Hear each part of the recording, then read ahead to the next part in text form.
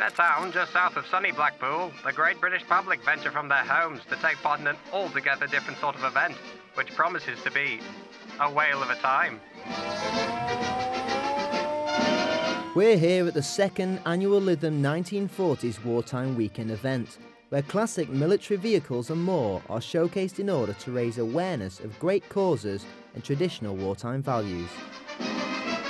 My name's John Coombs and I'm the chairman of the Lytham St Anne's Spitfire display team and the Memorial Fund.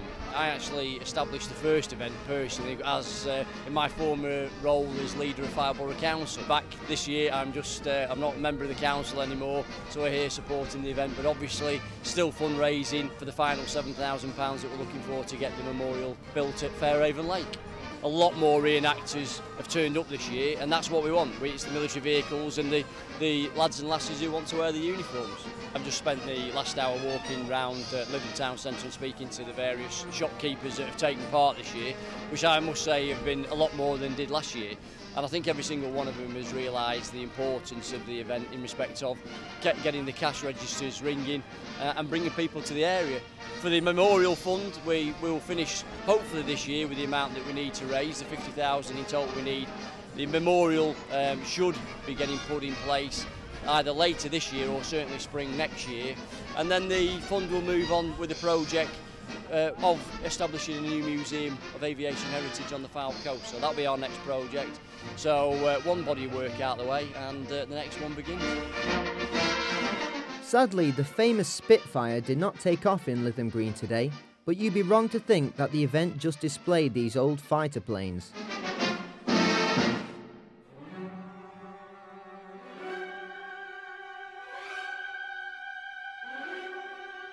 My name's Bill. I own the Griffin engine, Rolls-Royce V12. This is one of my daughters, Jeanette, my other daughter, Tammy, grandson, Ben, future son-in-law, Grant.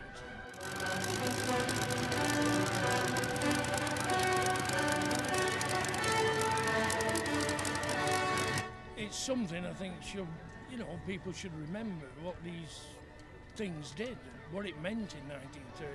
1940, the Battle of Britain. I always remember this: if we'd have lost the Battle of Britain, we'd have been invaded. Wherever we go in the country, we always get a large crowd round, and we always get a good response at the end of the run, cheering and clapping. And it's nice when you get the young kids coming and asking you questions. I don't know what it is, this last couple of years we have noticed a lot of young children are interested now and ask you questions about the wartime and about what these engines did, and about Spitfires and heavy bombers. And, it's good to see that with children. Since we set the society up a few years ago, it's just growing all the time. We're getting more interest. We do quite a lot for the Imperial War Museums in this country. Duxford at Cambridge, the Imperial War Museum, and Hendon at London. We also do things for the RAF, and we've raised money for Help the Heroes. I don't know, it seems to be growing in popularity because you don't see these engines anymore now. They're very rare. It's good, so then you can learn stuff about days that I wasn't here about, and I wasn't born then, so it's good to learn more about it and to follow on what was through the family into my hands when I grow up.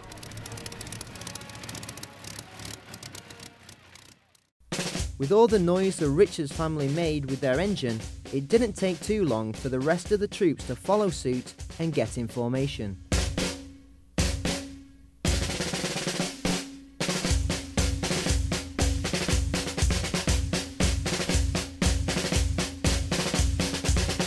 Dozens of authentic and original military vehicles lined themselves up for a procession through Lytham Square, and they were well received by the public.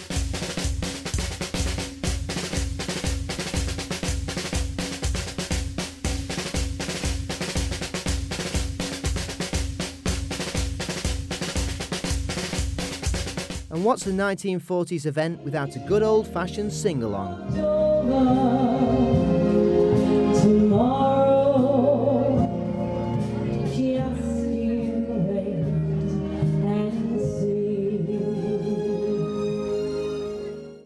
name's Katie Spitfire.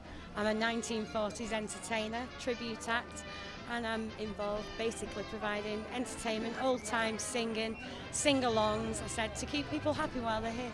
My grandfather was actually a GI based over here in the 40s who got involved with my granny, then had my dad, and so I've always grown up with an interest in the 40s. And it's just progressed from there. You know, we should be proud of this country and what we do, and I think at events like this, people, you know, especially the younger people who don't remember this type of thing, they get a good idea and a good focus on the way life was. I said, and people are here to show them, and let's hope that some of the traditions come back and they keep going strong. The local people are fabulous. I said, we come and land on them. I said, and they come out, they show their support. In fact, last year they brought us sandwiches and all sorts. I said, so we've got a lovely day, and the locals have been absolutely wonderful. We do events all over the place. There are several big events. Last week we were at the Yanks event, which is in Saddleworth in Manchester, Oldham.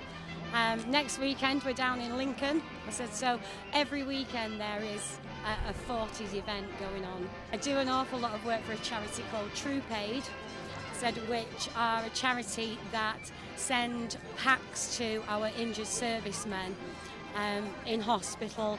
They send them the basics really, sort of toothbrush, razors, t-shirts, boxer shorts, socks, anything that they might need. They send all the essentials to them, and they work very, very hard. The veterans are great with us, I said, because, you know, sometimes you've got to be very careful. You don't want to upset anybody, but they're marvellous. They take it in really good spirits. So, and hopefully we can raise some money and put some of it back in their direction, and it's all a good cause. We'll return to the events of this weekend later in the programme, when the battle reenactments will provide an explosive finale to Lytham's Wartime Weekend 2011.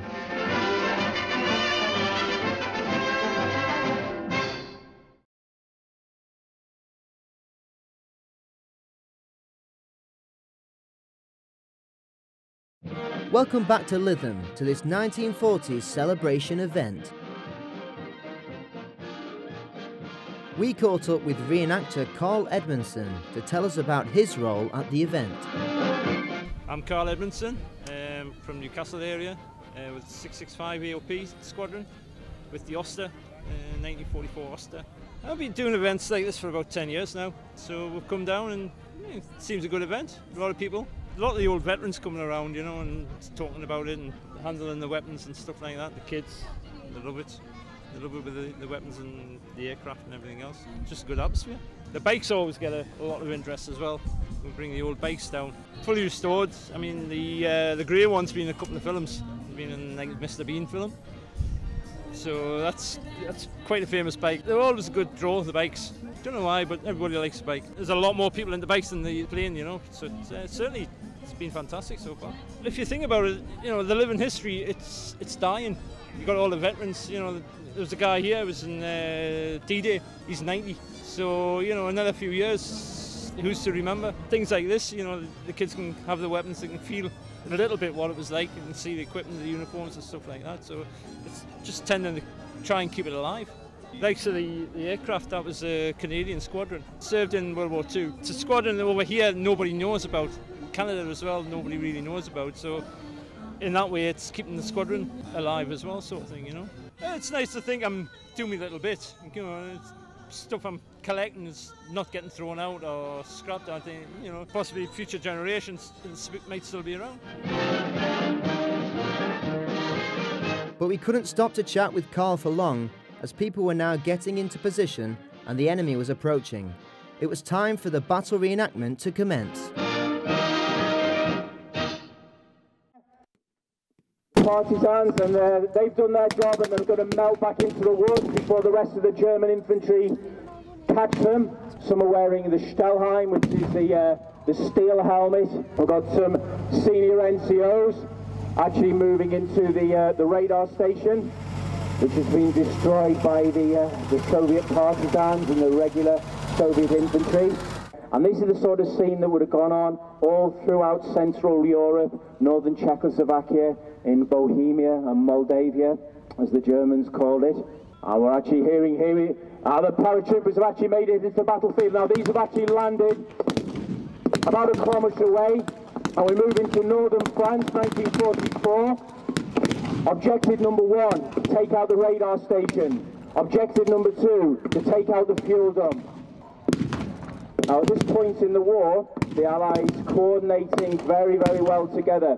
They will coordinate the operations of the French freedom fighters, the so-called French resistance, and it looks like the French resistance are actually putting down smoke, and they've got some British commandos with them as well. Now smoke, very, very useful on the battlefield. It actually disguises the movement of the troops behind the smoke, and you can see that quite effectively here. Some of the Germans moving back through the battlefield. And here they come, here the Allies, let's give them a cheer, here they come! Give them a good cheer, here come our lads! And it's the Dingo, it's the reconnaissance vehicle. Now these vehicles here will be actually probing the German position, finding out the strength of it, what numbers, what equipment they've got, and what weapons they've got. Now red smoke's been put down. Now different smoke signified different things to soldiers, and they would have been briefed on this beforehand. Red smoke meant different things. It may be another air attack that we saw earlier on. It may be an artillery barrage, or because we're quite close to the coast as well, it may be a barrage from maybe HMS Belfast that's cruising out in the English Channel. It's amazing seeing a battle like this. In this sort of light, you really see the flash of the muzzles from the rifles and the stens, and it gives you sort of an atmosphere of perhaps what it would have been like. Nearly past objective number 2. Number 2 radar station destroyed. Smoke across the battlefield. Paratroopers in the centre of the battlefield. Actually fought right through World War I, and he's trained up these soldiers for this daring operation at Lytham this afternoon. The Germans haven't had plenty of time to get organised. They would have prepared the ground with mines, the telemines. So this is going to be quite a hard operation for Major Richards and his soldiers. And it looks like the final assault. Paratroopers moving in. Take out these Germans here. There's still plenty of fight left in the Germans, of course. And these are the Americans moving in on one side of the Germans.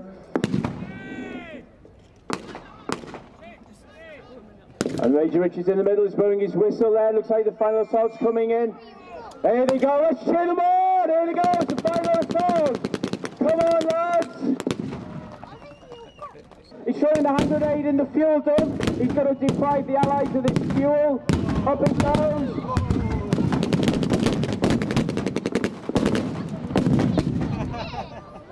Whoa! Give them a round of applause. They've destroyed the fuel dump. Wow, that was amazing. Well done, lads. Now look at those poor Allied faces. All their fuel's gone up in smoke. What a shame. But he's blowing his whistle to his men. They've let that officer, German officer, blow up the fuel. He's checking everything else is secure. He's happy. Ladies and gentlemen, it's a victory for the Allies! We now ask all people watching at home, young or old, to join us in 1 minute silence to remember all those lost in past wars.